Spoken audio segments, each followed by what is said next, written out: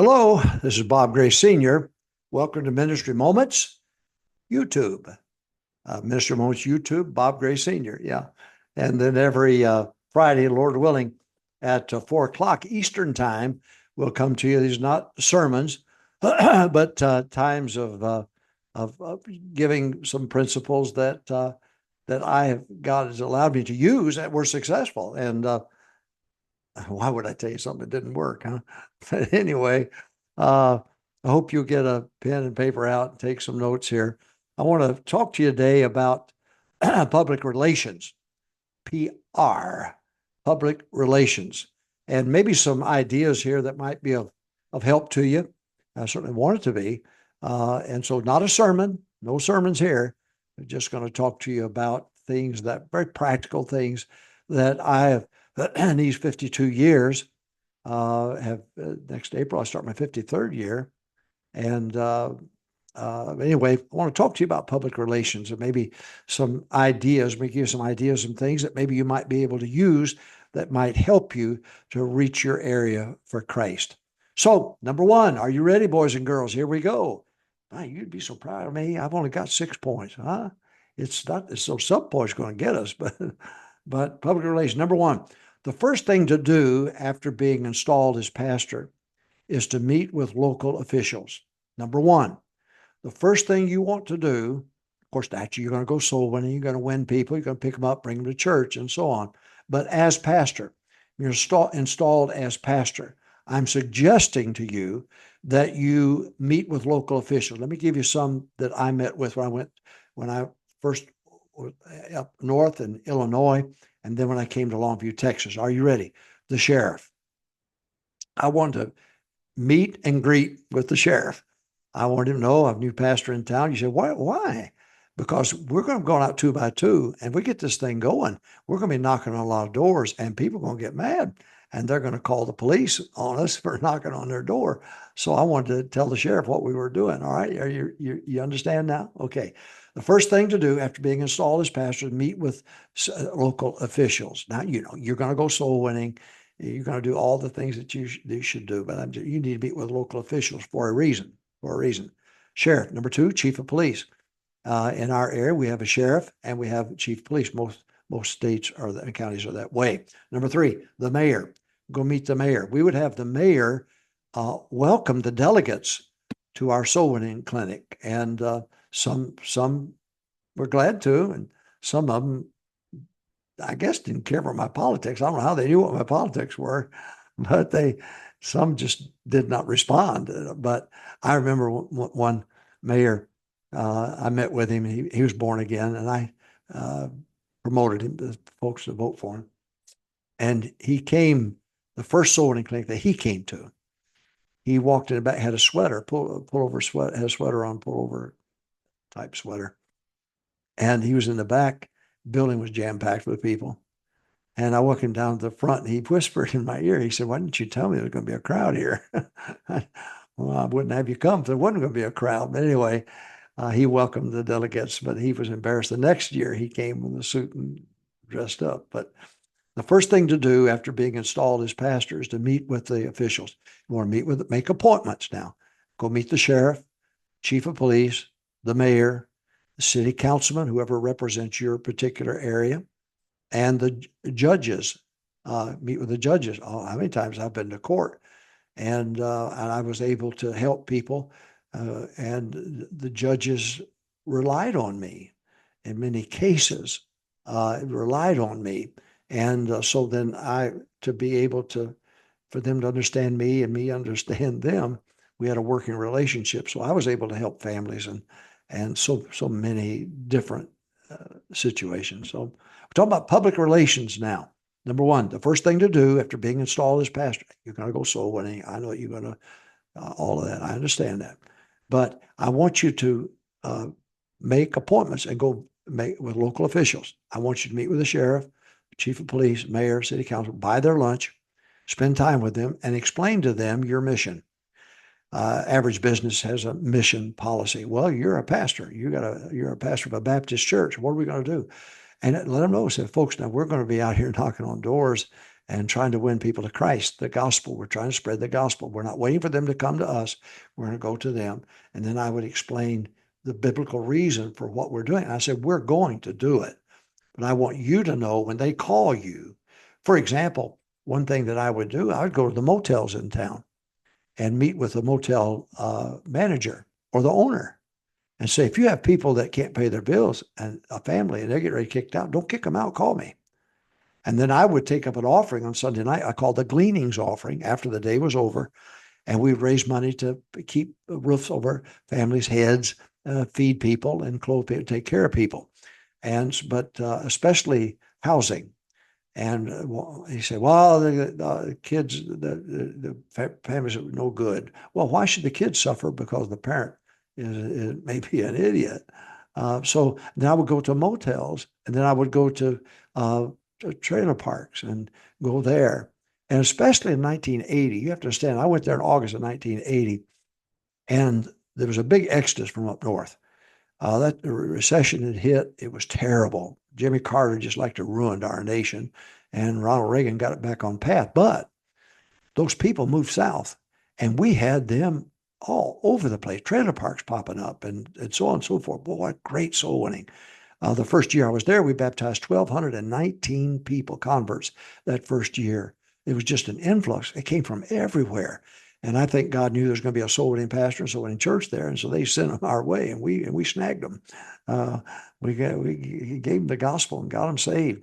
So I'm just telling you that money speaks, okay? So when you say to the manager, don't kick them out. Call me. If you need $200, I'll raise $200. Listen, I want a lot of managers to Christ. Get the guide to soul winning. One of the books I've written, I have pictures of converts in there and of managers in there, people I led to Christ. I'm just saying to you that it's a good thing to do. When you come into it, you're the newly installed pastor. What an opportunity. Take the sheriff to lunch. Take the chief of police to lunch. Take the mayor, city councilman, and the judges to lunch. And then meet the managers of motels and the managers of Call the Poor. Well, what are we supposed to do? Well, let's take advantage of it. And then on a Sunday night, I put a staff member in charge of the gleanings offering, and he would have a list. Now, you had to be there. If you didn't come to church, there's no way you're going to get taken care of. If you want to be on that list on Sunday night, and sometimes we have 3 or 4 families on a Sunday night, Brother Paul Duckett, God bless him, 20 years assistant pastor. What a great man of God. Great servant. He visited the hospitals for us. What a great heart.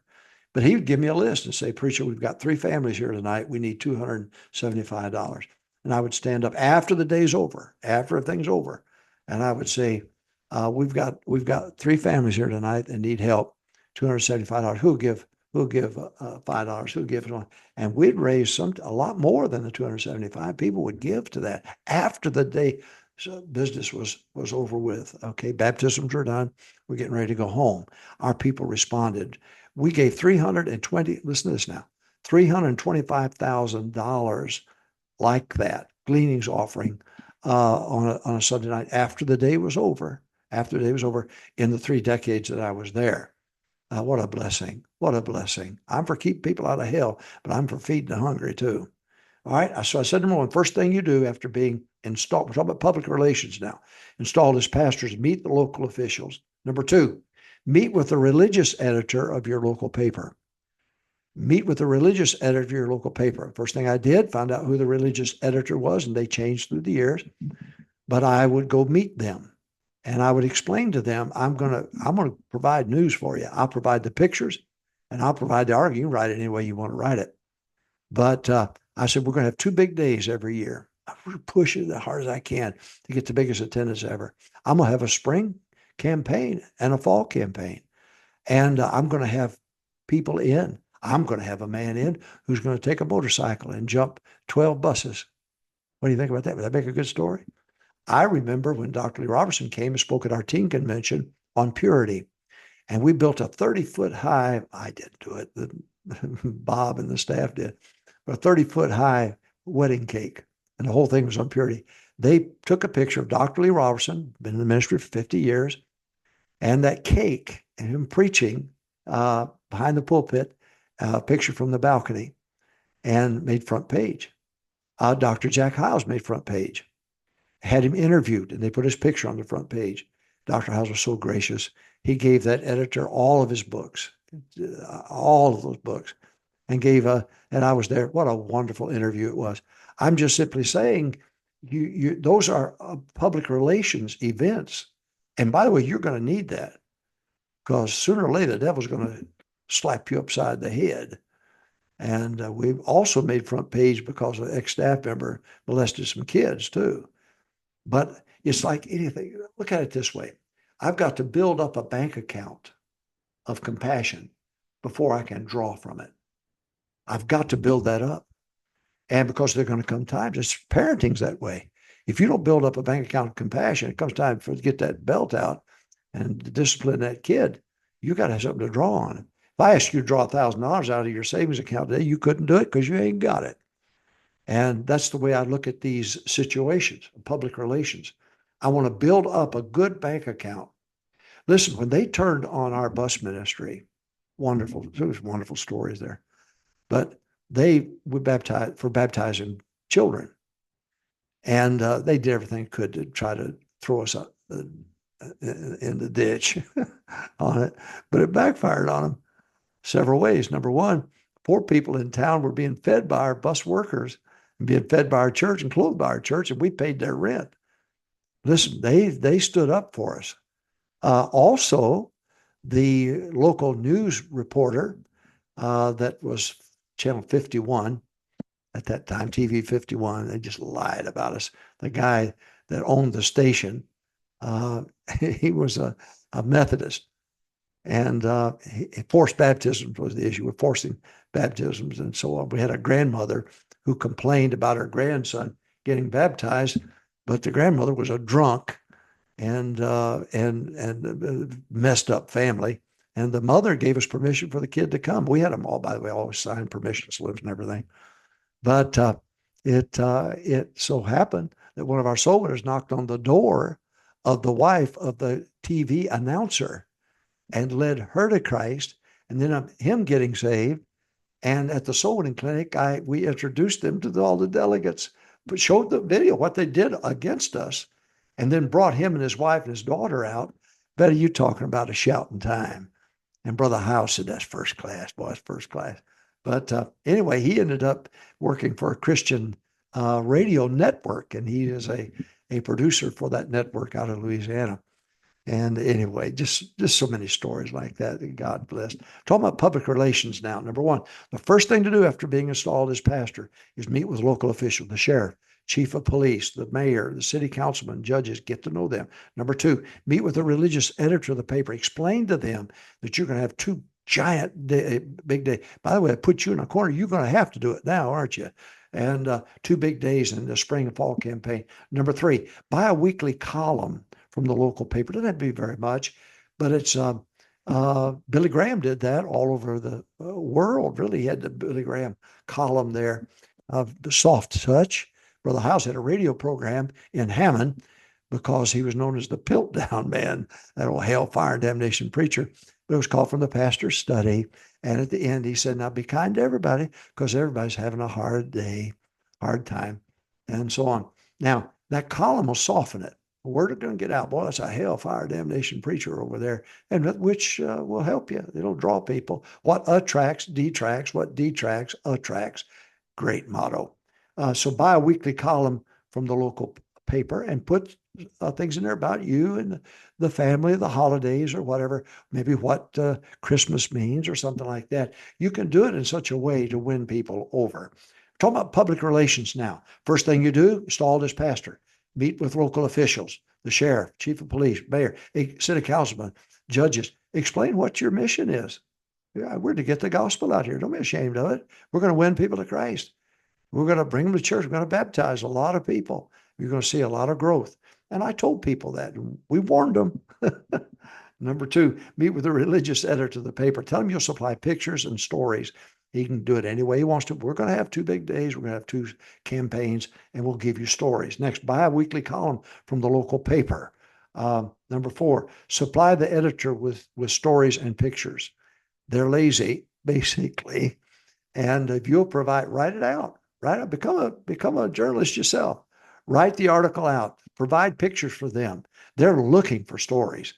They're turning over a rock they can for stories. Provide it for them. Number 5, provide them with stories of and pictures of conferences that you have. Teen convention, I mentioned a while ago, front page. The motorcycle guy jumping the buses, front page. I'm just saying, provide them. You have a youth conference, a Bible conference. We had our soul winning clinic. We had a teen convention every year, and we will provide stories for them to put in the paper. They're looking for stories like that, local stories like that. Then the last point, aren't you proud of me? Over a scheduled luncheon that you have with the editor and so on, do it regularly. Don't just do it one time. Once a quarter, take them out to lunch. Don't do this and use them and then drop them. You might be able to lead them to Christ. Oh, I remember we had, you talking about a battle, lawsuits and so on. We had an ex-staff member molested some kids, not on the buses or not at church, but at his home. But he did work at bus ministry, and they tried to take us down with him and so on. Well, the editor, I wouldn't allow the press in the building on Sunday morning or Sunday night. Wouldn't allow it. I mean, pictures, cameras, that type of thing. But the editor, he said, "Can I come in and sit in the service?" I said, "Absolutely, you can do that, but don't you bring any cameras or anything." So he did. He came in and sat in the service. And I said on Sunday morning, "I'm not going to deal with the issue, but I'll deal with it tonight. So come back tonight." Well, he came back on Sunday night, and I gave 25 tips to parents to protect your kids, your own children, from predators. He sat in the back section. We have 12 sections lower floor, 10 section of balcony. He sat in the back corner, and he wrote those down. He contacted me next week, and he said, "I went home and shared that with my family." He said, "That was just excellent what you gave." But don't just use these guys and not ever meet with them again. Good grief. Find out about their family, find out about how it's going. But I would have schedule a quarterly, a luncheon with them, just to have no stories, no anything, no promoting anything, just simply you're there and you spend time with them, get to know them a little bit. Well, that's public relations. Hey, not a bad idea, huh? Minister Moments. Join me every Friday at 4 o'clock Eastern time. And now tomorrow's soul winning time. Saturday is preparation day for the Lord's Day. Time to win souls. Get your guests lined up. Get your converts lined up. Pick them up on Sunday morning. Sunday school is when church starts, by the way. And get them there on Sunday morning. Walk the aisle with your converts. God bless you. Have a great weekend.